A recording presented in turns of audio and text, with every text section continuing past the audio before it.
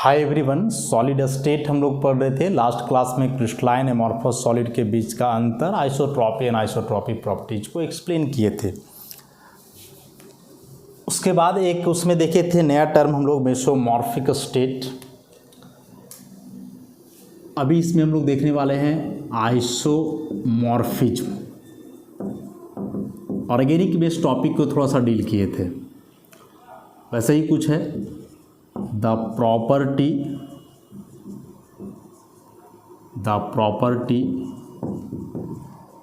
by virtue of which two or more different crystals are, क्या लिखे, the property by virtue of which two or more different crystals are closely similar in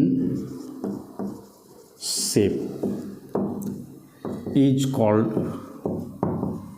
isomorphism and such crystals are said to be isomorphous of each other।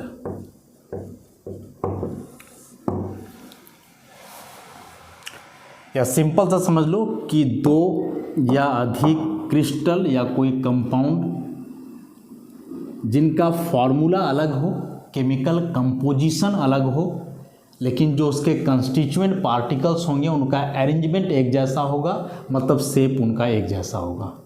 तो अलग अलग chemical composition वाले substance, अलग अलग फॉर्मूले वाले सब्सटेंस या compound जिनका कि स्ट्रक्चरल अरेंजमेंट सेम हो, शेप उसका सेम हो, तो इसी प्रॉपर्टी को आइसोमॉर्फिज्म कहते हैं। माने आइसोमेरिज में एक प्रॉपर्टी पढ़े होगा ना, इसका उल्टा है। आइसोमेरिज में क्या था कि एक सिंगल फार्मूला का अलग अलग स्ट्रक्चर बन रहा था, इसमें अलग अलग फार्मूलेज के एक जैसे स्ट्रक्चर बनने वाले हैं, तो यह कहलाएगा आइसोमॉर्फिज्म। और जो ऐसे क्रिस्टल्स होते हैं जिनका कि अलग अलग केमिकल कंपोजिशन है, बावजूद इसका स्ट्रक्चरल अरेंजमेंट सेम है, तो ऐसे सब्सटेंस एक दूसरे के कहलाते हैं आइसोमॉर्फस। जैसे बड़ा ही सिंपल सा है, NaCl और इसी में आप ले लो KCl, इसी में आप ले लो अमोनियम नाइट्रेट। तो ये अलग अलग क्रिस्टल्स हैं। सोडियम क्लोराइड है, पोटासियम क्लोराइड है, अमोनियम नाइट्रेट है, इसमें केटायन सोडियम आयन है, इसमें पोटासियम आयन है, इसमें अमोनियम है। इन दोनों में चलो एनायन सेम है, लेकिन इसका एनायन अलग है। तो केमिकल कंपोजिशन इनका अलग है, इसके बावजूद जो है इनका जो क्रिस्टलाइन अरेंजमेंट होता है वह एक जैसा होता है। कैसा होता है वो तो आगे जब हम लोग शेप वगैरह के बारे में पढ़ेंगे, अरेंजमेंट के बारे में, तो वहाँ हम लोग देख लेंगे इसको। लेकिन ये अलग अलग केमिकल कंपोजिशन वाले क्रिस्टल्स हैं, लेकिन क्या बोल रहे हैं कि इसका जो अरेंजमेंट है, क्रिस्टलाइन अरेंजमेंट, इसके कंस्टिट्यूएंट आयंस का, वह एक समान होता है। इसके अलावे फिर जैसे MgAl2O4 और ZnFe2O4, ऐसा ये दोनों भी अलग अलग केमिकल कंपोजिशन वाले हैं। बस सिमिलर यहाँ है ऑक्साइड आयन का। जैसे यहाँ magnesium ion, aluminium ion, zinc ion, उसके बाद ही आयरन है, उसके बाद ही ऑक्साइड है। अलग अलग केमिकल कंपोजिशन है, लेकिन इन दोनों का स्ट्रक्चरल अरेंजमेंट सेम होता है, और ये दोनों बेसिकल नॉर्मल स्पाइनल्स कहलाते हैं। इसी चैप्टर में हम लोग आगे देखेंगे कि ये स्पाइनल्स होते क्या है। तो दोनों का केमिकल कंपोजिशन सेम, दोनों नॉर्मल स्पाइनल्स है, इनका मतलब दोनों का जो स्ट्रक्चरल अरेंजमेंट है वह क्या होगा, सेम होगा। तो ये दोनों एक दूसरे के क्या कहलाएंगे, आइसोमॉर्फस कहलाएंगे, कि ये दोनों आइसोमॉर्फस हैं एक दूसरे के। समझ गया ना। तो अलग अलग केमिकल कंपोजिशन, लेकिन जो इसके कंस्टिट्यूएंट पार्टिकल्स या कंस्टिट्यूएंट आयंस होंगे उनका स्ट्रक्चरल अरेंजमेंट क्या होगा, सेम होगा।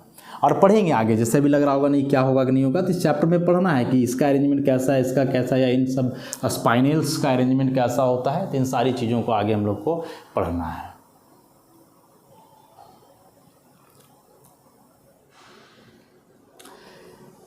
एक बात इसमें जो हम लोग को ध्यान में रखना है वह क्या रखना है कि कोई भी सब्सटेंस एक दूसरे का आइसोमॉर्फस नहीं हो सकता है।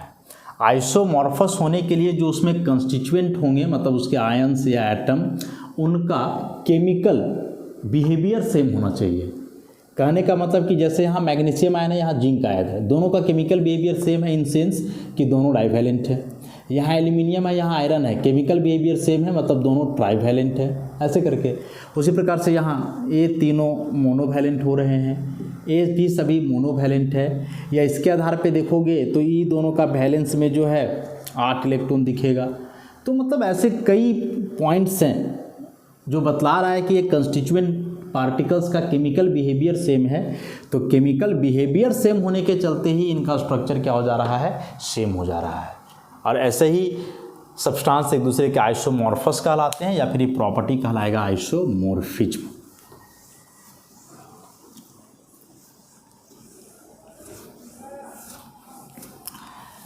इसी का उल्टा है एक polymorphism.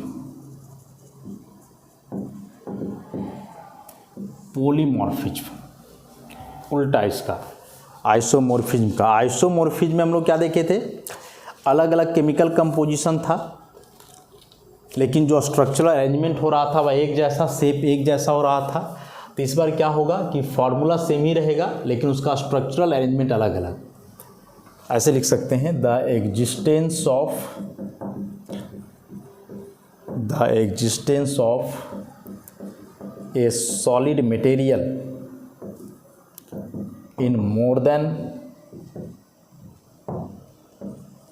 one crystalline form is called polymorphism। बोल रहा है कि एक सिंगल सॉलिड मटेरियल यदि अलग अलग क्रिस्टलाइन फॉर्म में एग्जिस्ट करे तो यही पॉलीमॉर्फिज्म कहलाएगा। सिंगल सॉलिड मटेरियल है, मतलब कि इसका फॉर्मूला एक ही होगा, सेम फॉर्मूला होगा। जैसे एग्जांपल के तौर पे CaCO3, this is calcium carbonate, chemical नाम इसका यही है, कैल्शियम कार्बोनेट। यही कैल्शियम कार्बोनेट जो है दो फॉर्म में एग्जिस्ट करता है, एक कहलाता है कैल्साइट और दूसरा कहलाता है इसमें एरेगोनाइट। तो यह जो नाम अलग अलग दिया गया है यह स्ट्रक्चरल अरेंजमेंट के आधार पे, मतलब इसमें कैल्शियम और कार्बोनेट आयन का अलग अरेंजमेंट होगा, इसमें अलग होगा, जबकि दोनों का कंपोजिशन वही है, कैल्शियम और कार्बोनेट। बावजूद अरेंजमेंट अलग अलग होगा, इसलिए अलग अलग शेप होगा इसका, अलग अलग क्रिस्टलाइन फॉर्म होगा। तो ये अलग अलग हो गया। तो calcite, aragonite both are chemically same, calcium carbonate, लेकिन यही कैल्शियम और कार्बोनेट का अरेंजमेंट अलग अलग है इसका। उसी प्रकार से बतलाने के लिए, और जैसे मान लो एक एसिड है ऐसा,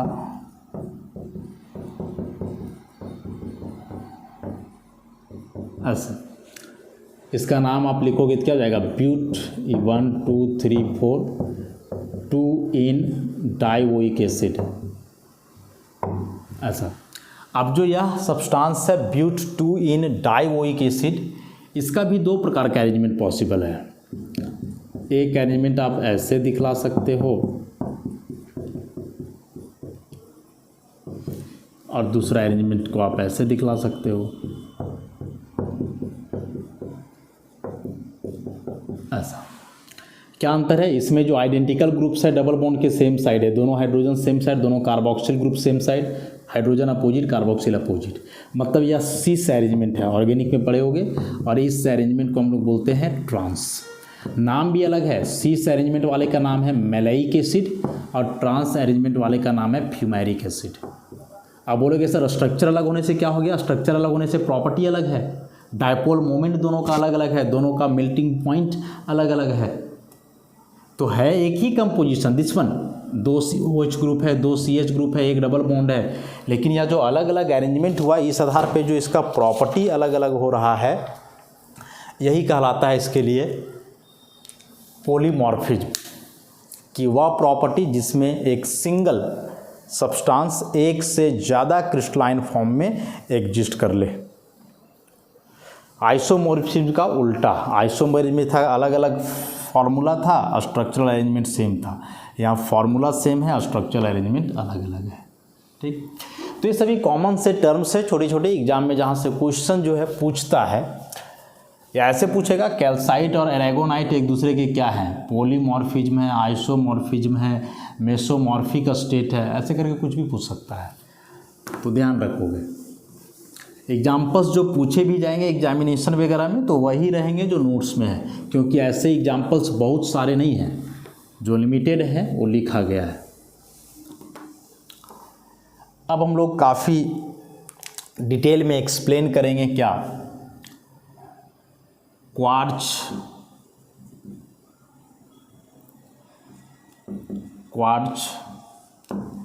and quartz glass. Quartz and quartz glass. Quartz glass is amorphous in nature while quartz is crystalline in nature।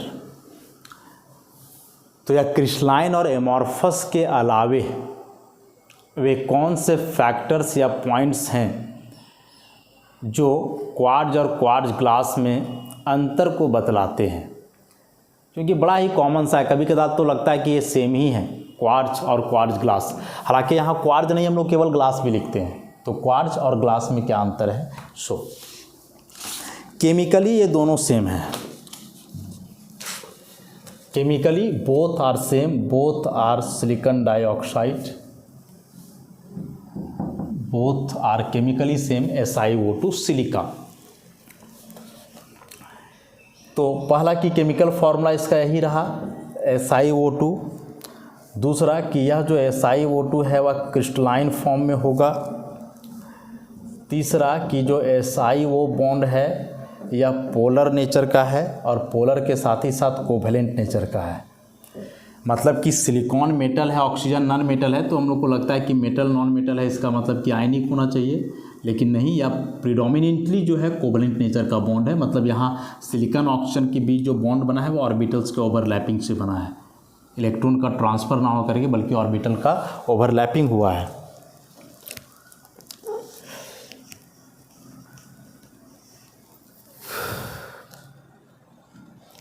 अब जरा ध्यान से समझोगे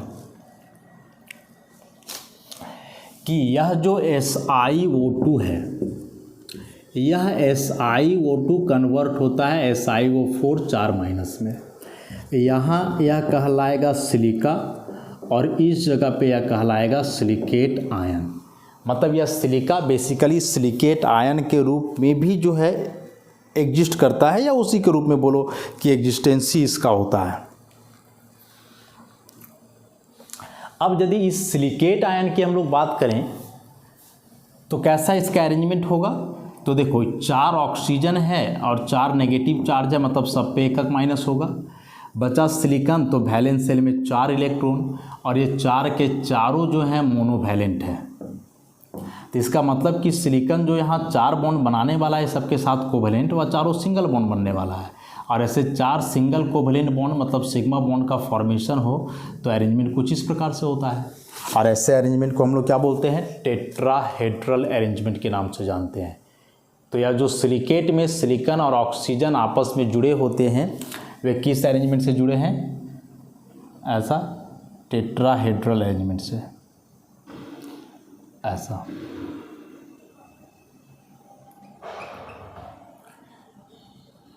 दिस इज टेट्राहेड्रल यूनिट। तो क्वार्ट्ज में ये जो SiO2 है क्रिस्टलाइन फॉर्म का है, सिलिकॉन ऑक्सीजन का बॉन्ड पोलर कोवेलेंट है। SiO2 कन्वर्टेड होता है SiO4 4- सिलिकेट के फॉर्म में, और यह सिलिकेट आयन का ऐसा टेट्राहेड्रल अरेंजमेंट है, टेट्राहेड्रली अरेंज होता है। और ऑब्वियसली जो यहाँ का एंगल होगा वह normal tetrahedral angle 109 degree 28 minute होना है। ऐसा अब क्या बोल रहा है कि ऐसे ही 2 यूनिट जो है आपस में कन्वर्ट होते हैं। यह जो SiO4 पर 4 माइनस है, ऐसे ऐसे 2 यूनिट आपस में कन्वर्ट होते हैं जहाँ से एक ऑक्सीजन एलिमिनेटेड होता है और बदलता है Si2O7 6 माइनस में। और यह जो Si2O7 6 माइनस है, इसका अरेंजमेंट कैसा होता है वो जानना हम लोग के लिए इम्पॉर्टेंट है।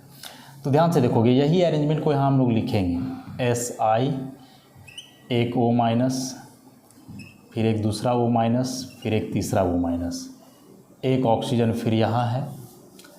अब क्या है कि अगला सिलिकेट फिर यहीं जुड़ेगा, लेकिन कुछ ऐसा Si O माइनस और फिर यहाँ O माइनस।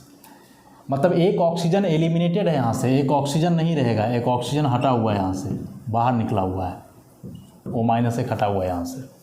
क्योंकि जब इसको 2 मिलाओगे तो 2 सिलिकॉन और 4 दूना 8 ऑक्सीजन होंगे ना, तो ऑक्सीजन साथ ही मैंने एक ऑक्सीजन एलिमिनेटेड रहता है, क्योंकि एक ऑक्सीजन जो है वह बीच में शेयर हो जाता है दोनों सिलिकॉन के बीच, और ये ऐसा अरेंजमेंट शो करता है। इस अरेंजमेंट को यदि ढंग से समझोगे या देखोगे तो यह कुछ ऐसा दिखेगा, ऐसा इसका अरेंजमेंट हो जाएगा। देखो बढ़िया से इसको मिलाया जाए यदि तो कुछ इस प्रकार का अरेंजमेंट होगा। इस प्रकार का अरेंजमेंट मतलब कि कैसा अरेंजमेंट दिख रहा है, हेक्सागोन टाइप का दिख रहा है। हालांकि प्रत्येक यूनिट का जो अरेंजमेंट है वहाँ वो तो सेम ही रहेगा। ये अरेंजमेंट ऐसा होगा, फिर इसको आप यहाँ से मिलाओगे, इसको यहाँ से मिलाओगे, फिर ई यहाँ से मिलेगा, तो टेट्राहेड्रल अरेंजमेंट वैसे ही होगा। वैसे यहाँ इसको आप यहाँ मिलाओगे, ई यहाँ से मिलेगा, ई यहाँ से मिलेगा, इसके अलावे फिर ई यहाँ से मिलेगा। तो टेट्राहेड्रल अरेंजमेंट अभी भी है, लेकिन ये 2 टेट्राहेड्रल यूनिट जब आपस में कंबाइन किए एक O माइनस का एलिमिनेशन से, तो ओवरऑल जो अरेंजमेंट बना हुआ हेक्सागोन टाइप का अरेंजमेंट हो रहा है। देखो ऐसा अरेंजमेंट हो रहा है। ई जो एंगल है वह अभी भी उतना ही होना है, 109 डिग्री 28 मिनट, जो नॉर्मल टेट्राहेड्रल बॉन्ड एंगल है। लेकिन यह जो एंगल है, इस ब्रिज वाले एंगल, यह होता है 144 डिग्री। अब चूंकि एंगल 144 डिग्री है तो इसको आप सीधा तो ऐसे रख नहीं सकते हो, नहीं तो ये एंगल फिर 180 हो जाएगा। तो इस एंगल के आधार पे जो इसको रखा गया ऐसे 144 degree. And this is the quartz, यही क्वार्ट्ज है, ऐसे ही दिखता है क्वार्ट्ज। तो क्वार्ट्ज में 2 सिलिकेट आयन रीयूनाइट होकर के Si2O7 6 माइनस यूनिट बनाते हैं ऐसा। और ये जब आपस में अरेंज होते हैं तो ऐसा एक हेक्सागोनल अरेंजमेंट मिलता है, जिसमें इस एंगल को हम लोग ध्यान में रखेंगे। अब ऐसे ही अरेंजमेंट पूरे क्रिस्टल में होता है। देखो हेक्सागोनल अरेंजमेंट ही दिखाया जा रहा है, ऐसे दिखाते हैं इसको।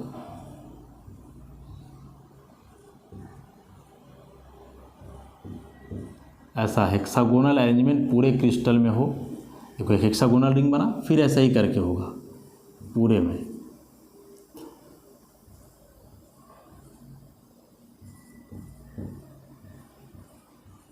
ऐसा सारे हेक्सागोन बनेंगे।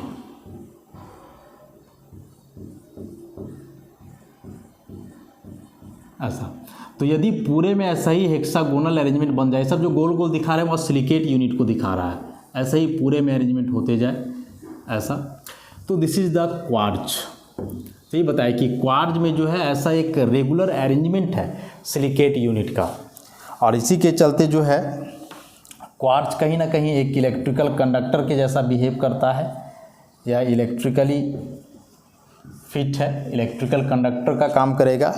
मेल्टिंग पॉइंट बहुत ज़्यादा 1710 डिग्री सेल्सियस होता है, और इसमें तकरीबन बोल रहा है कि 90% SiO2 ही होता है। जो क्वार्ट्ज होता है वह बेसिकली सिलिका है, सिलिकेट फॉर्म में है। मेन यहाँ अरेंजमेंट को समझना था कि यह जो सिलिका या सिलिकेट है उसका अरेंजमेंट किस प्रकार से होता है। तो एक बार फिर से इसको रिवाइज करवाते हैं। Quartz is a crystalline form of SiO2। SiO2 में silicon oxygen bond is polar covalent bond. SiO2 ऐसे मॉलिक्यूलर फॉर्म में एग्जिस्ट ना करके सिलिकेट आयन के रूप में एग्जिस्ट करता है और इस सिलिकेट आयन का अरेंजमेंट टेट्राहेड्रल है। होता क्या है कि ये सिलिकेट यूनिट के दो आपस में रीयूनाइट हो जाते हैं, जुड़ जाते हैं एक O- का एलिमिनेशन के साथ और यह यूनिट का फॉर्मेशन होता है। और इस यूनिट का अरेंजमेंट कुछ ऐसा है हेक्सागोनल टाइप का, और ऐसे ही हेक्सागोनल अरेंजमेंट पूरे सब्सटेंस में हो। एक हेक्सागोनल मतलब कि एक रेगुलर अरेंजमेंट हो गया ना, या ज्योमेट्रिक पैटर्न है हेक्सागोन, तो ऐसे ही अरेंजमेंट पूरे क्रिस्टल में हो तो यही कहलाता है क्वार्ट्ज, जो कि इलेक्ट्रिकल कंडक्टर है, मेल्टिंग पॉइंट काफ़ी हाई है और केमिकली इसमें 90% SiO2 ही होता है, मतलब कि सिलिका होता है। तो कंफ्यूज नहीं करना है।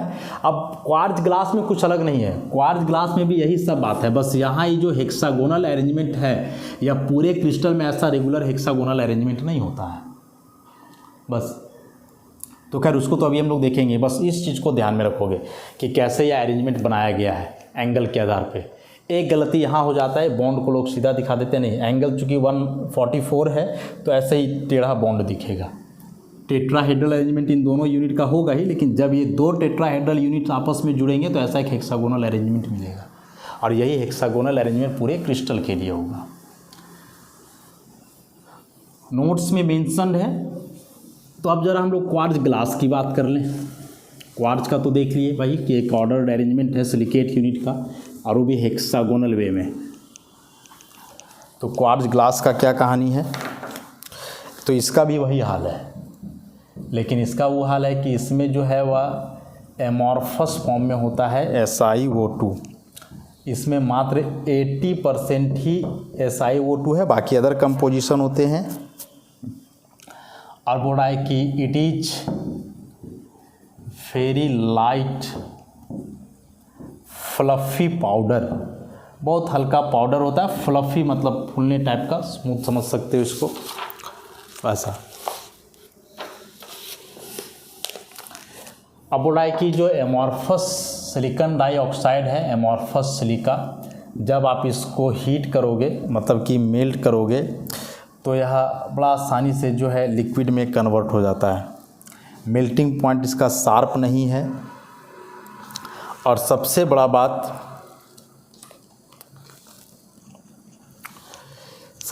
बात इसमें कि जो इसका SiO2 जब कन्वर्ट होता है SiO4 माइनस में, तो इसका यहाँ एमॉर्फस अरेंजमेंट है।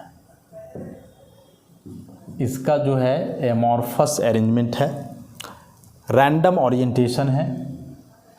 मतलब कि जैसे अभी हम लोग देखे थे ना कि SiO4 यूनिट ऐसे मिल करके ऐसे एक हेक्सागोनल अरेंजमेंट दे रहे थे, तो वैसा हेक्सागोनल अरेंजमेंट जो है इसमें नहीं मिल पाता है। ऐसा हेक्सागोनल अरेंजमेंट इसमें नहीं मिल पाता है, रैंडम ओरिएंटेशन होता है। मतलब कहीं ऐसा हेक्सागोनल मिलेगा, कहीं नहीं मिलेगा, ऐसे।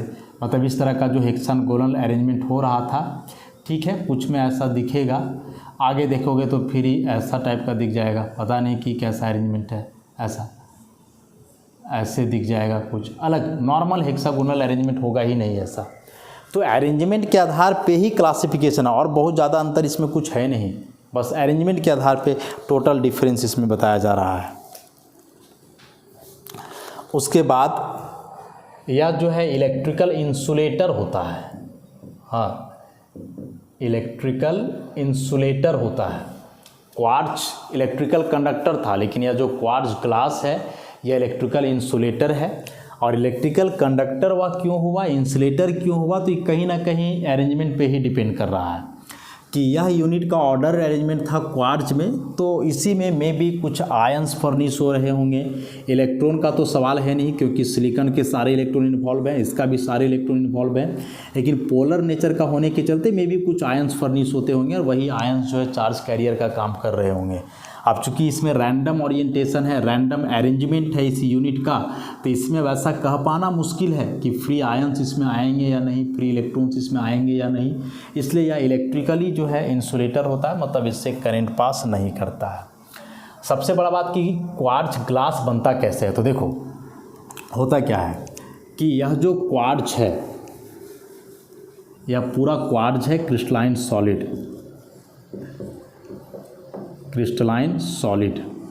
इसको पहले हाई टेम्परेचर पे हीट किया जाता है। हाई टेम्परेचर मतलब जितना इसका मेल्टिंग पॉइंट है, और इसको आप मेल्ट कर दिए तो मेल्ट करके लिक्विड में कन्वर्ट हो गया। अब इस लिक्विड को सुपर कूल्ड किया जाता है, और जब इस लिक्विड को सुपर कूल किया जाता है देन यहाँ से मिल जाता है ग्लास। मतलब glass is not the natural form. Quartz natural है, जो क्रिस्टलाइन सॉलिड है ऐसा ही एग्जिस्ट होता है, और इसी क्रिस्टलाइन क्वार्ट्ज को जब इसके मेल्टिंग पॉइंट तक हीट करके लिक्विड में कन्वर्ट किया जाता है, फिर जो है उस लिक्विड को जब सुपर कूल किया जाता है, सुपर कूलिंग इसका होता है, तब लिक्विड जब सॉलिडिफाई होता है तब यहाँ से बनता है ग्लास। और इसी दरमियान ओरिएंटेशन बिगड़ता है। मतलब यहाँ ठीक था, ऐसा बढ़िया हेक्सागोनल अरेंजमेंट था, ऐसा जब इसको मेल्ट किया तो ये टूट गया, ख़त्म हो गया अरेंजमेंट। और वापस जब ठंडा किया गया तो कुछ अरेंजमेंट ऐसा मिल पाया और कुछ फिर जैसे तैसे मिल गया, वैसा अरेंजमेंट मिल ही नहीं पाया। तो ये जो हीट किया जाता है ना मेल्टिंग, तो उसी मेल्टिंग के दरमियान जो है यह अरेंजमेंट गड़बड़ हो जाता है, बिगड़ जाता है। और फिर वापस उसको ठंडा करोगे तो वे सारे यूनिट आपस में उस प्रकार से जुड़ेंगे या नहीं जुड़ेंगे, इसका तो कोई भरोसा है नहीं। तो क्वार्ट्ज ग्लास बनता है क्रिस्टलाइन क्वार्ट्ज को हीट करके, पिघला करके, देन उसको वापस सुपर कूल करके। तब उसके बाद एक अंतर ये भी हम लोग देखे थे कि इलेक्ट्रिकल इंसुलेटर है, जबकि वह क्या था, इलेक्ट्रिकल कंडक्टर था। उसके बाद बोल रहा है कि यह जो ग्लास होता है हाईली ब्रिटल होता है। केमिकल बॉन्डिंग में ब्रिटलनेस के बारे में पढ़े हम लोग कि जब किसी सब्सटेंस या किसी क्रिस्टल नेचर के सब्सटेंस में बाहर से फोर्स अप्लाई करते हैं तो यदि वह क्रैक कर जाए फोर्स अप्लाई करने के बाद, यही प्रॉपर्टी ब्रिटलनेस कहलाता है। शीशा, ग्लास शीशा हुआ ना, वो तो क्रैक कर जाता है बड़ा जल्दी, थोड़ा सा भी टच हुआ कोई चीज़ में क्रैक कर गया। तो जो क्रैक करने वाला प्रॉपर्टी है वही कहलाता है ब्रिटलनेस। हाईली ब्रिटल नेचर के होते हैं क्वार्ट्ज ग्लास। मतलब कहीं से भी एक्सटर्नल फोर्स जरा सा भी मिला तो तुरंत क्रैक कर जाएंगे, टूट जाएंगे। क्रैक करना और एक नॉर्मल टूटना थोड़ा सा अंतर है। क्रैक जब करता है ना कोई चीज़ तो किस शेप में क्रैक करेगा, कैसे टूटेगा, ये कोई बता नहीं सकता है। और तुम उसको जानबूझ करके यदि तोड़ो, काटो, जैसे शीशा ही होता है तो शीशा का हम लोग खिड़की वगैरह लगाते हैं और कुछ बनाते हैं, तो जब उसको मशीन से काटा जाता है तो वह एक रेगुलर शेप में कटता है। लेकिन अचानक से उसको थोड़े से मारो और क्रैक करे, तब वहाँ कोई शेप नहीं मिलता है। तो एक जो काट रहे वो अलग चीज़ हुआ, और वहाँ जो अचानक से क्रैक कर रहा है वो ब्रिटलनेस कहलाएगा, क्रैकिंग वाला प्रॉपर्टी। उसके बाद बोल रहा है कि यह जो क्वार्ट्ज ग्लास है इसमें ऑप्टिकल ट्रांसमिशन प्रॉपर्टी होता है। ऑप्टिकल ट्रांसमिशन प्रॉपर्टी होने का मतलब हुआ कि इस ग्लास से जब आप लाइट पास करवाओगे तो आसानी से पास करेगा। नॉट परफेक्टली ट्रांसपेरेंट नेचर का, लेकिन ट्रांसलूसेंट नेचर का होता ही है। जैसे आप या बोर्ड है, इस बोर्ड से लाइट पास करवाओगे तो क्या उधर पास करेगा? नहीं करेगा। लेकिन ग्लास जो शीशा होता है उससे तो पास कर ही जाता है, जो नॉर्मल ट्रांसपेरेंट होता है या ट्रांसलूसेंट टाइप का होता है। तो वह जो शीशा से लाइट पास कर जा रहा है वो भी कहीं ना कहीं अरेंजमेंट के चलते कि ऐसा डिसऑर्डर्ड अरेंजमेंट है, तो उसी डिसऑर्डर अरेंजमेंट में कहीं से गैप यदि मिल जाता है तो रे घुस जाता है, वहाँ से पास हो जाता है। तो ग्लास का यह भी एक बड़ा ही यूनिक प्रॉपर्टी है कि यह ऑप्टिकल ट्रांसमिशन प्रॉपर्टी क्रिएट किए हुए है। मतलब जब आप ग्लास से लाइट को पास करवाओगे तो उससे पास कर जाएगा, ट्रांसमिशन हो जाएगा उस लाइट का। मेल्टिंग पॉइंट इसका उससे थोड़ा कम है, 1710 था, इसका 1683 डिग्री सेल्सियस होता है। हार्ड है, और जो हार्डनेस मेजर किया गया है इसका मोज स्केल पे, हार्डनेस मेजर करने के लिए मोज स्केल है, और मोज स्केल पे इसका हार्डनेस मेजर किया गया है 5.5 से 6.5 के बीच। डायमंड वगैरह का जो हार्डनेस है मोज स्केल पे 10 मेजर किया गया है।